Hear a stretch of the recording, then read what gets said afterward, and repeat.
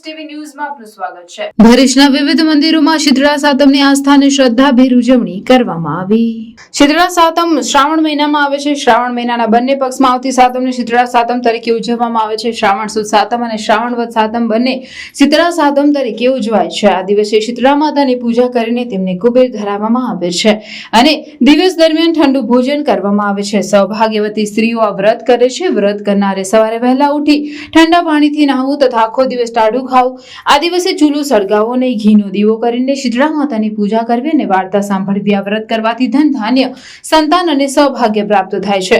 સાતમના આગલા દિવસને રાંધણ છઠ કહે છે। રાંધણ છઠના દિવસે રસોઈ બનાવ્યા પછી બહેનો સગડી, ગેસના ચૂલા વગેરે સાધનોની પૂજા કરે છે અને બીજે દિવસે એટલે શીતળા સાતમને દિવસે પ્રાતઃકાળમાં ઉઠી ઠંડા પાણીનું સ્નાન કરી સગડી કે ચૂલા વગેરે લીપી તેમાં આંબો રોપી કૃતકૃત્ય બને છે।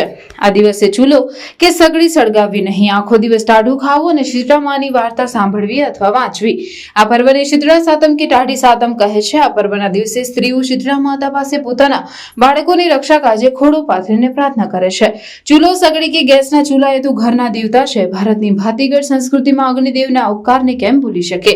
માટે સ્ત્રીઓ શીતળા સાતમને દિવસે સગડી તથા સાધન સામગ્રીનું પૂજન કરીને કૃતજ્ઞતા અનુભવે છે। આંબાના રોપાનું રહસ્ય એ છે કે સમગ્ર કુટુંબ વર્ગને આમ્ર વૃક્ષની શીતળતા સતત મળતી રહે ને આંબાના પરિપક્વ ફળ જેવો મીઠો મધુર સ્વાદ રસોઈમાં સૌનો મળતો રહે એવી ભવ્ય ભાવના છુપાયેલી છે। શીતળા માતાએ સાવરણી અને સુપડું જેવા શુદ્ર સેવાના સાધનોને તેમની મહત્તા અને ઉપયોગિતા જોઈ તેમને પોતાની પાસે રાખ્યા છે।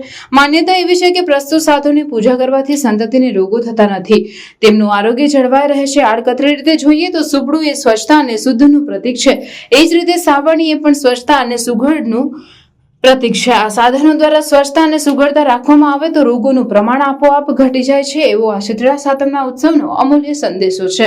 જીવનમાં સ્વચ્છતા અને સુઘડતા લાવવા માટે સ્ત્રી આ પવિત્ર પર્વના દિવસે શીતળા માતાની આરાધના ઉપાસના કરે છે। આ સાધન પૂજા અને કર્મ પૂજા પોતાના જીવનમાં સાકાર થાય એવી પ્રાર્થના આ દિવસે સ્ત્રીઓમાં માં જગદંબાને કરે છે। શીતળા માતાની ક્ષમા, સહનશીલતા અને ઔદાર્ય જોડ છે। વ્રતધારી સ્ત્રીઓ માં શીતળાને આજના પવિત્ર દિવસે પ્રાર્થના કરી પોતાની મનોકામના પૂર્ણ થાય એમ ઈચ્છે છે। શીતળા સાતમનું વ્રત કરનાર વ્રતીએ આદ્યશક્તિ શીતળા દેવીને પ્રાર્થના કરે છે। શીતલાય નમઃ એ મંત્રોચ્ચાર કરી દેવીની સ્થાપના કરે છે। દેવીનું પૂજન કર્યા પછી સાત ગૌરીની પૂજા કરી સાતેય ગોયણીઓને પ્રેમપૂર્વક જમાડે છે। શીતળા દેવીનું શીતળા સપ્તમી વ્રત કરનાર સ્ત્રીને કદી વૈધવ્ય આવતું નથી। આ વ્રતને વૈધવ્ય નાશન વ્રત પણ કહેવાય છે। ભરૂચના વિવિધ મંદિરોમાં શીતળા સાતમની આસ્થા અને શ્રદ્ધાભેર ઉજવણી કરવામાં આવી હતી। રિપોર્ટર કેતન મહેતા, ભરૂચ।